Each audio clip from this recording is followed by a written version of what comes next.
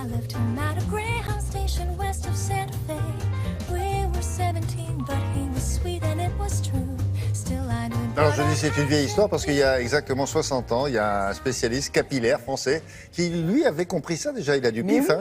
il a du pif et il faut se replacer dans le contexte de l'époque, dans une époque où il y a 60 ans, on est encore quand même dans les vagues après-guerre, le tout chimique est important. Et c'est les Marilyn Monroe, et c'est des cheveux complètement peroxydés, et des cheveux qui sont bousillés. Oui, mais à l'époque, c'est le progrès, on ne se rend pas compte. Exactement. Et lui fait le raisonnement inverse, qui est de se dire, on va arrêter ce massacre, on va essayer de chercher autre chose. Et c'est ce que je vais raconter dans mon reportage. Et ce que je veux vous montrer ce matin, c'est que maintenant, en 2017, en voilà des nouveautés en pharmacie, chez le coiffeur, énormément inspiré de cameline, huile de lin, de graines de sésame, etc. C'est des marques très différentes, là ? Ce sont des marques différentes qui tournent autour du mot botanique. Ah, d'accord. Des marques différentes qui tournent autour du mot soin du cuir chevelu. Ça aussi, c'est très tendance. Soigner son cuir chevelu.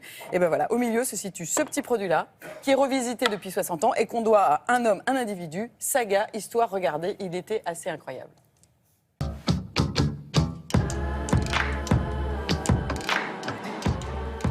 René Furteur, il y a 60 ans, donc en 1957, était désespéré de voir les cheveux avec les décolorations très agressives. Vous voyez Marilyn Monroe, par exemple, avec les cheveux platines comme ça, mais avec des produits qui étaient très corrosifs à l'époque. Et lui, il se disait, mais en tant qu'amoureux de la matière cheveux, je ne peux pas rester comme ça, il faut que je trouve quelque chose. Et heureusement, il avait un ami qui était professeur de botanique à la faculté de pharmacie de Montpellier. Et avec lui, il a construit des produits à base d'actifs naturels, des huiles essentielles, des extraits de plantes, pour limiter les effets nocifs de la chimie. Et qui, à l'époque, était complètement à contre-courant de la pensée universelle, qui était la chimie florissante.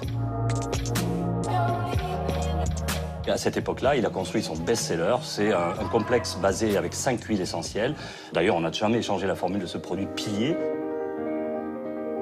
Et autour de ça, il a créé des rituels et il a développé une gamme avec de différents produits, bien sûr, des shampoings, des soins traitants, à base d'huile essentielle, d'extraits de plantes, que nous revisitons bien évidemment tous les 4-5 ans, mais qui restent toujours dans la même philosophie de la naturalité.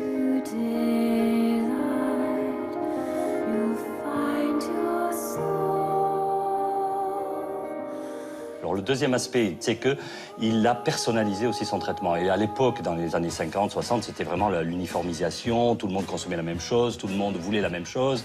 Et là, lui, il prend le contre-pied également et il crée donc un rituel personnalisé avec un diagnostic et des soins personnalisés. Et ça, c'est une évidence actuellement. Mais lui, il a commencé il y a 60 ans.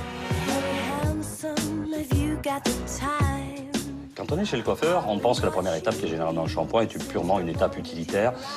Mais ce qui est remarquable avec ce rituel de soins, c'est que lui, il en a fait au contraire quelque chose de très important, une première étape de son rituel, avec notamment une application du complexe aux huiles essentielles, suivie des 7 massages professionnels qui ont pour but de mobiliser la circulation sanguine au niveau du cuir chevelu. D'ailleurs, ce qui est remarquable aussi, c'est que ça a été démontré, l'efficacité a été démontrée 50 ans après par des dermatologues. Effectivement, ces 7 massages provoquent cette remontée du sang au niveau du cuir chevelu.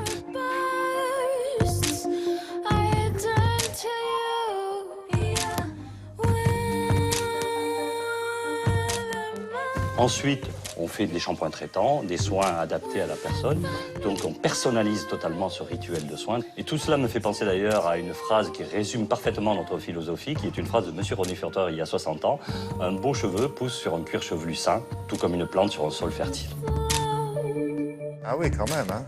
Elle ressemble vraiment à Horatica, dites donc. C'est sa cousine, c'est pas possible. Elle a un peu hein. ça. Alors, bon, quand même, en 60 ans, les formules, elles sont quand même, je le précise, revisitées. Parce qu'entre-temps, il y a la réglementation qui intervient. Nous sommes un pays où la cosmétique en France est extrêmement regardée. Principe de précaution quand même assez énorme. Donc, les formules sont revisitées. Mais il y a toujours cette base d'huile essentielle pour ce démarrage de ce qui maintenant devient une énorme famille. Hein. Le rituel cuir chevelu. Ça sent bon, hein, les agrumes. Les huiles essentielles. Et puis, ce qui est intéressant de pointer aussi, c'est que pour un certain prix, quand c'est bien conduit, les massages du cuir chevelu, il y a une réalité scientifique. On a prouvé que quand ils sont bien conduits, bien faits, ça aide la circulation du sang. Et on masse avec ce produit-là ? Et on peut masser avec celui-là et avec d'autres produits de la même veine, mais qui aident vraiment à ce que le terreau cuir chevelu permette d'avoir de beaux cheveux. Bravo. Bon, très bien. Comme ces jeunes gens, alors, regarde, ils sont magnifiques. Merci.